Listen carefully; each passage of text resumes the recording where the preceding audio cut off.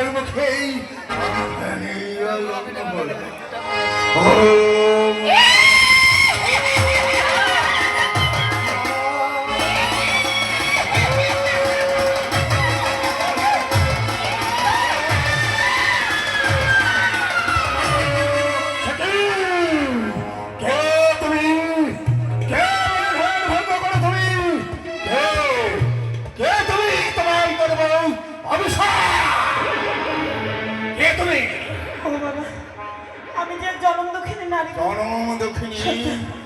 বীরবাসের ঘরে আমার স্বামীকে দংশন করে পদ্মার কাল লাগে মৃত স্বামী বক্ষিতে ভাসলাম আমি অকুল গঙ্গার সাগরে। জানো বাবা জানো, ওই সাগরের জলে আমায় যেন কি যেন তাড়া করেছে।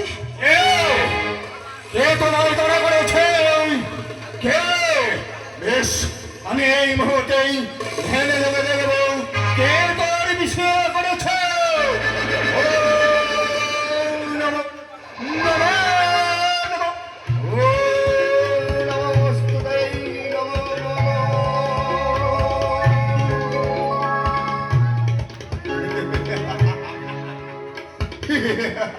বুঝতে পেরেছি,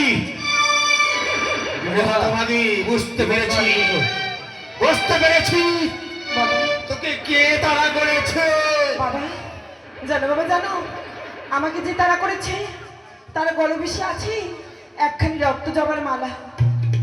শুধু তাই নয়, জিভার দুপাশে রয়েছে বড় বড় দন্ত, সেই যে করাল বদনা ললিত কান্তাক্ষা দেবী, সারা শরীর তার কালো বর্ণে আবৃত। বুঝতে পেরেছি, বুঝতে পেরেছি তোকে কে তাড়া করেছে।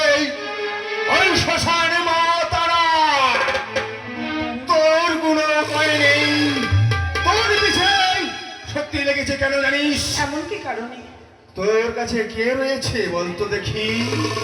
আমার কাছে রয়েছে আমার মৃত স্বামী। মৃত্যু স্বামী, যার জন্য তোর পিছে লেগেছে ওই শ্মশানে মা তারা।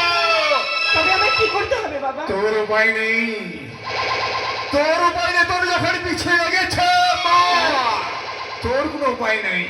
তবে হ্যাঁ, উপায় রয়েছে। ওই শ্মশান মাকে তুই পুজো দিতে পারবি। বাবা, আমি যে জনম দুঃখিনী হতভাগিনী নারী, চাই তারা। আমার কাছে মৃত স্বামী ছাড়া আর কিছু নেই। আমি ওই মাকে কি দিয়ে পূজা করব? আমি যে পূজার বিধান কিছু জানি না বাবা। বুঝতে পেরেছি।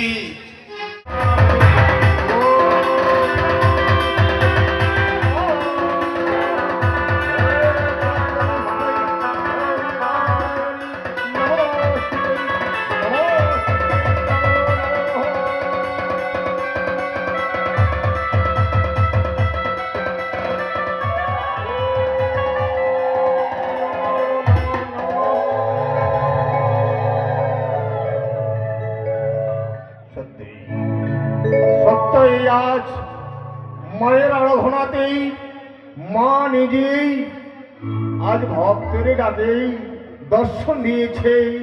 জননী, এই হতভাগের নারীকে তুমি ক্ষমা করে দাও। জননী, জননী, তুমি হতভাগীকে ক্ষমা করে দাও। চেয়ে দেখো, তোমার চরণে পুষ্পাঞ্জলি দেওয়ার জন্য নগরে নগরে ভিক্ষা করে নিয়ে আজ তোমার সম্মুখে, তোমার সর্বক সমরে এসেছে। মা গো, তাকে তুমি ক্ষমা করে দাও। মা, তাকে তুমি ক্ষমা করে দাও।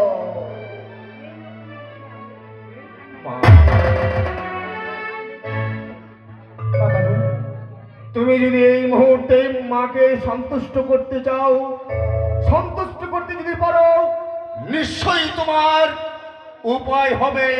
তাই হবে বাবা, আপনি পূজা করুন, আমি মাকে সন্তুষ্ট করব। বেশ জননী।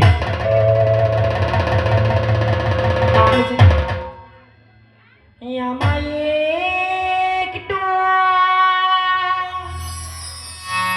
জায়গা দেও মায়ের মন্দিরে বসি,